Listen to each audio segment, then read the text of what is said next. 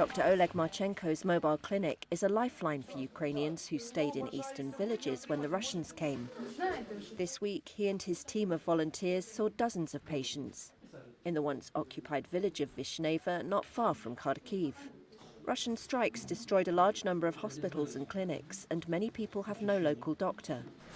High blood pressure is common. Some were too old or sick to leave during the occupation. The health of others who stayed is deteriorating. There were no medicines, there were no doctors who could offer help. Plus, the level of stress made everything worse.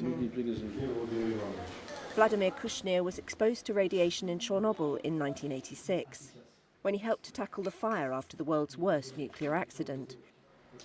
Last year's occupation meant he missed his yearly checkup for cancer of the esophagus. His medicine soon ran out.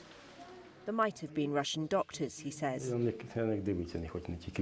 I just didn't want to see them. Ukraine's health ministry said Russia destroyed 174 medical facilities and significantly damaged more than 1,100 others during its full-scale invasion. Many have since been restored, it said, but the World Health Organization estimates it could cost more than $15 billion to completely repair the system. Moscow denies its forces have targeted civilians or committed war crimes. In Vishneva, the Russians distributed medicines only to those who welcomed them, according to Tetiana Cherednichenko. Among them, there were even good male nurses, and I asked them for medicines for my granddaughter, who has a disability. I even asked the commander for medicines, and they never gave us any.